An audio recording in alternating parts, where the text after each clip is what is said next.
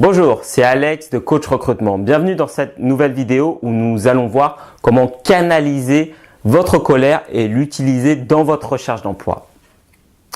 Alors, lorsque j'étais au lycée, je n'étais pas personnellement un élève comme on pourrait le qualifier de brillant scolairement parlant.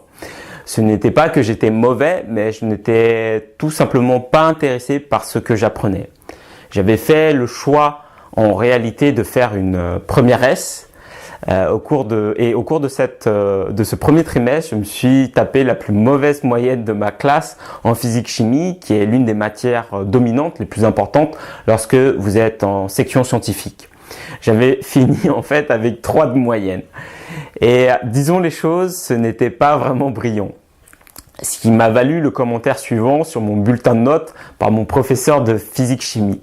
N'a pas le niveau pour être en première S.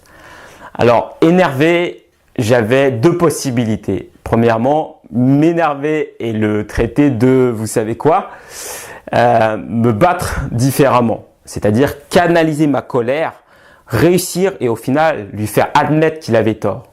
J'ai donc choisi la deuxième option. J'ai orienté ma colère différemment. Et pendant les vacances scolaires, j'ai travaillé et j'ai repris l'intégralité du programme 2 secondes que j'ai refait et de première S du premier trimestre. Ce qui m'a valu au deuxième trimestre de finir avec la 2e meilleure moyenne de ma classe.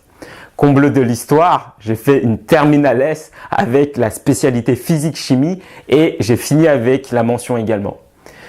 Donc, si on prend un peu de recul par rapport à cette expérience, j'aurais pu très bien choisir la première possibilité et m'énerver contre ce professeur. Mais j'ai préféré utiliser cette énergie, cette colère à mon avantage et j'ai ainsi avancé. C'est honnêtement la meilleure façon pour vous, pour moi et à l'époque pour moi de lui montrer qu'il avait tort. Le parcours que vous vivez lorsque vous recherchez un emploi, au final n'est pas si différent que ça. C'est souvent un parcours du combattant où bien souvent des personnes vous disent des phrases du type « n'y pensez même pas, ce n'est pas possible, vous n'êtes pas fait pour cela, etc. etc. » Donc au final, on peut se sentir énervé, frustré et même il est normal quelque part dans ces moments-là, quand on a ce genre de feedback, de se sentir en colère lorsque l'on recherche un emploi et que l'on reçoit de manière consécutive des noms. On se sent rejeté, en colère, frustré. Donc, à vous de choisir entre gaspiller cette énergie à maudire la terre entière ou bien l'utiliser pour qu'il serve vos desseins lorsque vous postulez à d'autres offres d'emploi. Merci d'avoir regardé cette vidéo, partagez-la et likez si vous avez aimé.